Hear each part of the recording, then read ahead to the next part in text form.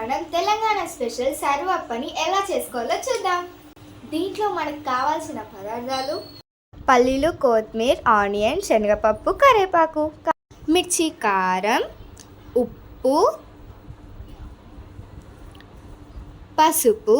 బియ్యం పిండిలోకి మనం ఇందాక చెప్పుకున్న పదార్థాలన్నీ బియ్యం పిండిలోకి వేసుకోవాలి.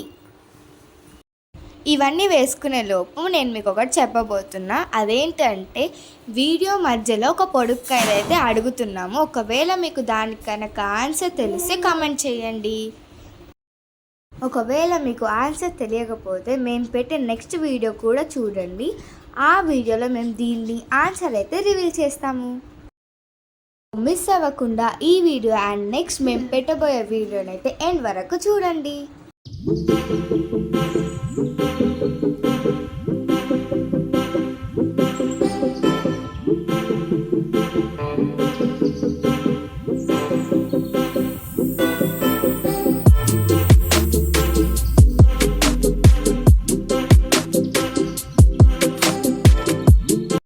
అల్లం వెల్లిగడ్డ కూడా వేసుకోవాలి.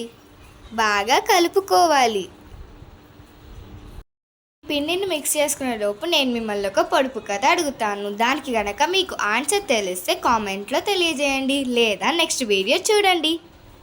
పొడుపు కథ ఏంటంటే, చక్కని కర్ర, కర్రకో కోల, కోలకి మంచం. ఏంటది?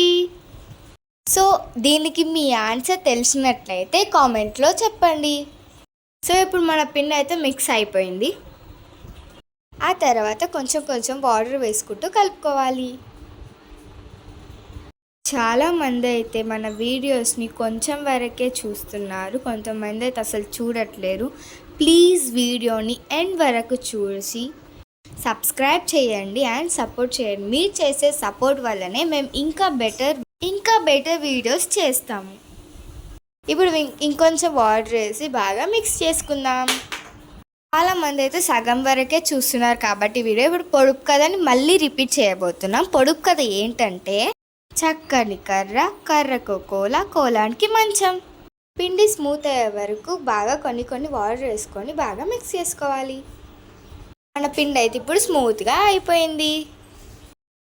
ఒక ప్యాన్ తీసుకొని దాంట్లో సరిపోయేంత ఆయిల్ పోయాలి. ఇప్పుడు మనం వేసుకున్న ఆయిల్ని ప్యాన్లో బాగా స్ప్రెడ్ చేసుకోవాలి. మనం చేసుకున్న పిండిని తీసుకొని కొద్దిగా ప్యాన్లో స్ప్రెడ్ చేసుకోవాలి. ఇక్కడ మేము చూపిస్తున్న విధంగా మీరైతే పిండిని బాగా స్ప్రెడ్ చేసుకోవాలి. స్ప్రెడ్ చేసేటప్పుడు మనం థిక్నెస్ కూడా చూసుకోవాలి. బాగా లావుగా రాకూడదు, అలాగే బాగా సన్నగా కూడా రాకూడదు.